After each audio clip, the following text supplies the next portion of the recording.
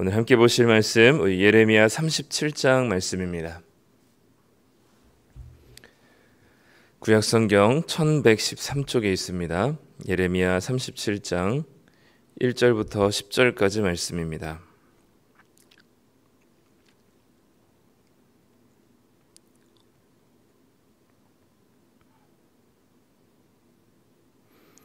예레미야 37장 1절부터 10절까지 말씀. 우리 한 목소리로 1절부터 10절까지 함께 읽겠습니다. 요시야의 아들 시드기야가 여호야김의 아들 고니야의 뒤를 이어 왕이 되었으니 이는 바벨론의 느부갓네살 왕이 그를 유다 땅의 왕으로 삼음이었더라. 그와 그의 신하와 그의 땅 백성이 여호와께서 선지자 예레미야에게 하신 말씀을 듣지 아니하니라. 시드기야 왕이 셀레미야의 아들 여호갈과 마세야의 아들 제사장 스바냐를 선지자 예레미야에게 보내 청하되 너는 우리를 위하여 우리 하나님 여호와께 기도하라 하였으니 그때 예레미야가 갇히지 아니하였으므로 백성 가운데 출입하는 중이었더라. 바로의 군대가 애굽에서 나오매 예루살렘을 에워쌌던 갈대아인이 그 소문을 듣고 예루살렘에서 떠났더라. 여호와의 말씀이 선지자 예레미야에게 임하여 이르시되 이스라엘의 하나님 여호와께서 이와 같이 말씀하시니라. 너희를 보내어 내게 구하게 한 유다의 왕에게 아뢰라.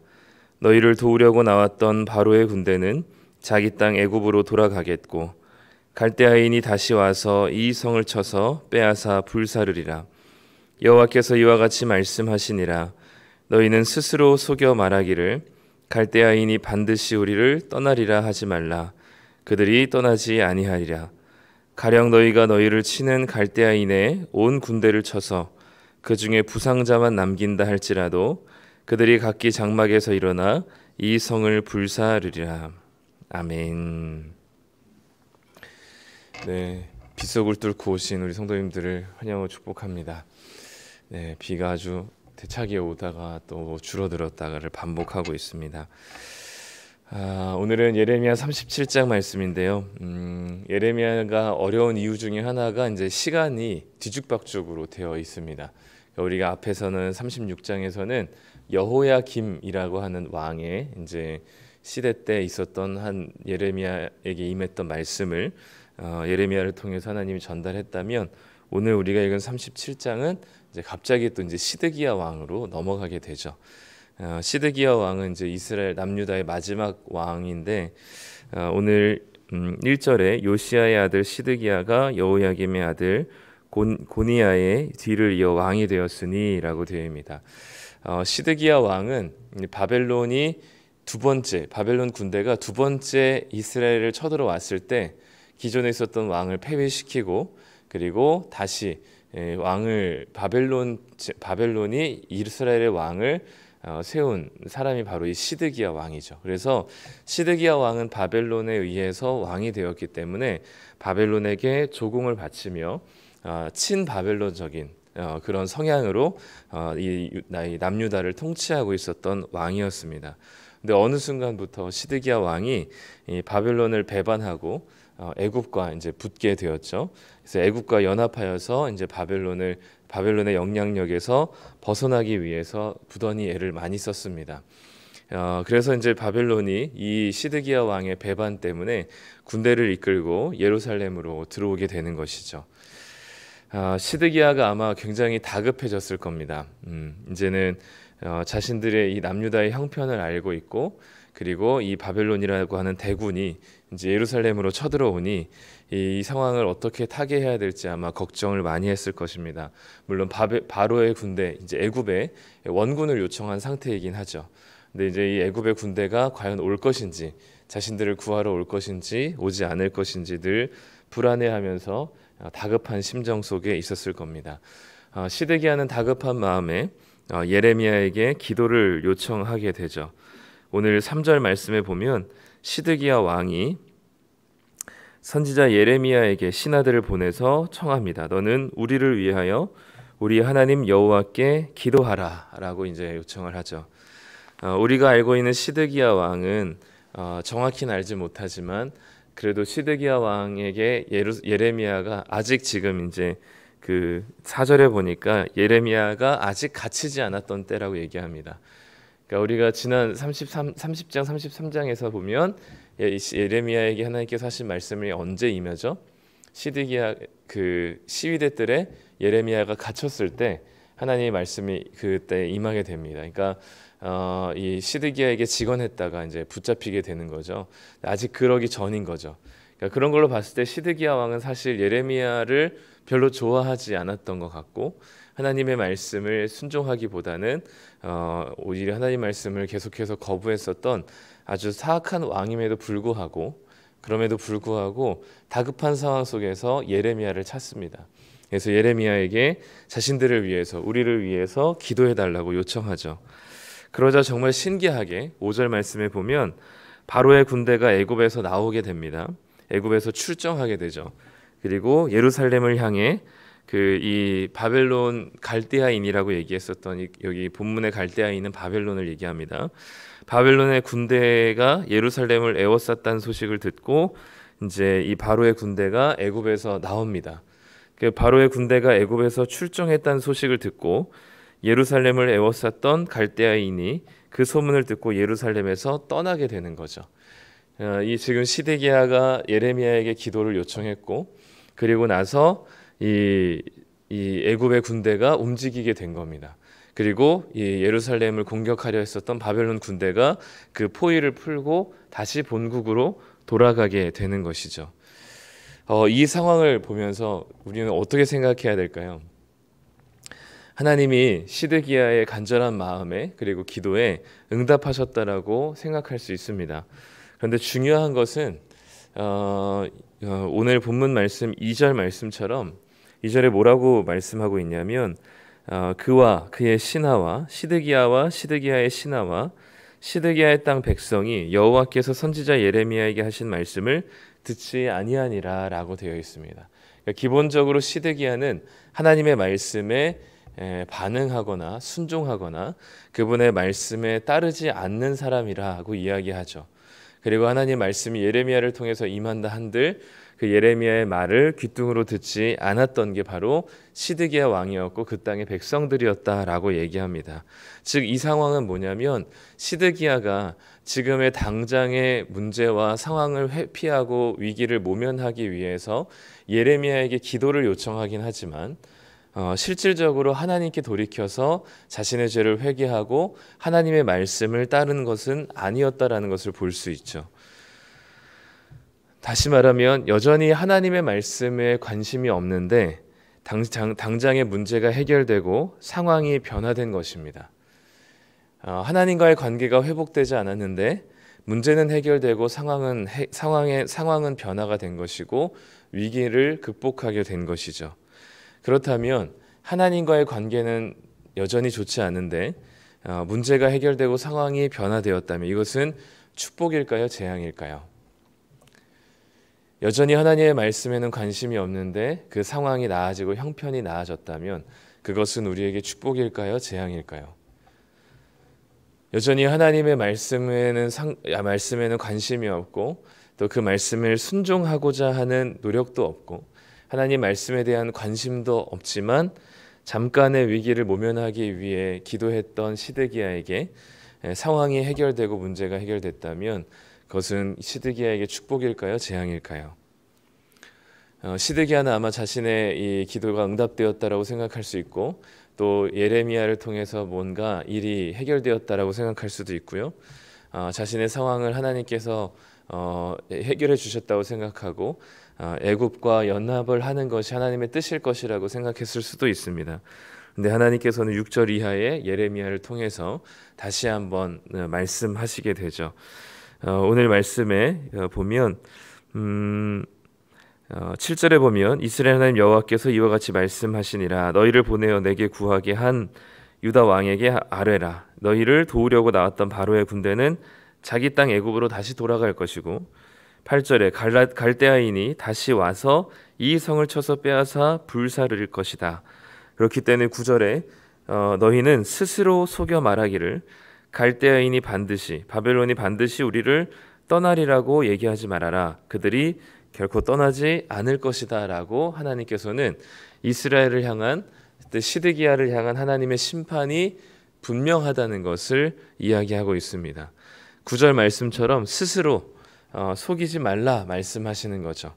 하나님과의 관계와 또 그분의 말씀에 대한 관심은 전혀 없으면서 문제가 해결되고 상황이 나아질 것이라는 기대, 그리고 당장의 그런 모습이 보이는 것으로 인하여서 즐거워하며, 그리고 완전히 이 문제가 근본적으로 해결되었다라고 기뻐하지 말라는 것이죠. 그리고 그 스스로 속이지 말라는 것입니다. 이 말은 이 시드기야도 이 상황을 알고 있다는 거죠.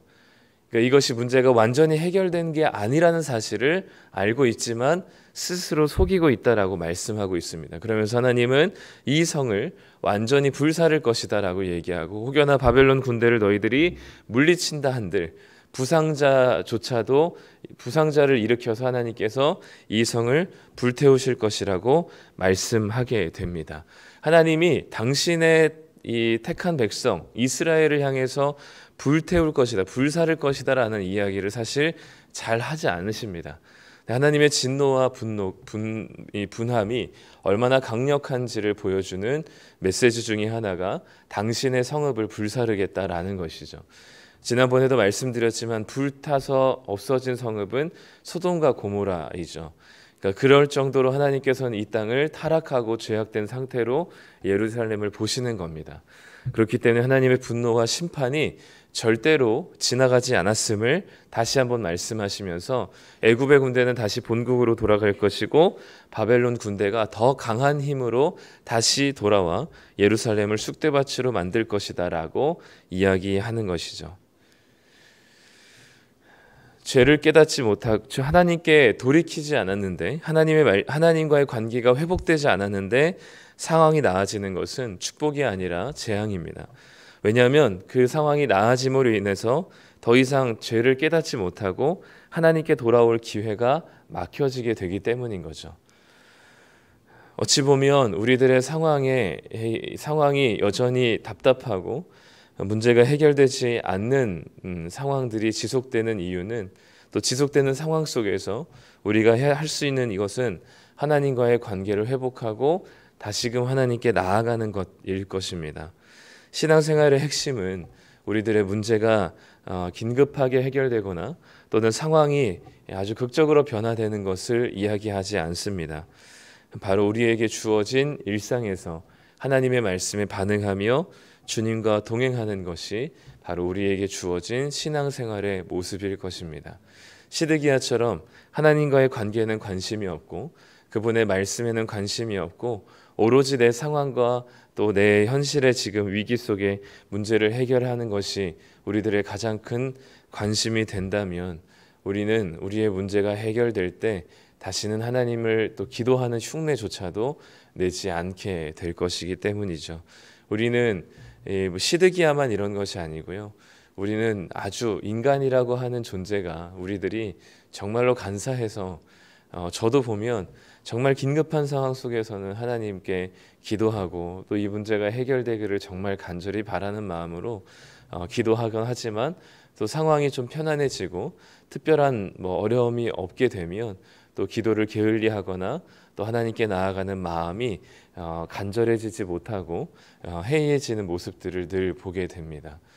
하나님께서는 그런 우리들에게 때때로 또 종종 어려움들을 허락하시기도 하시는 것 같습니다.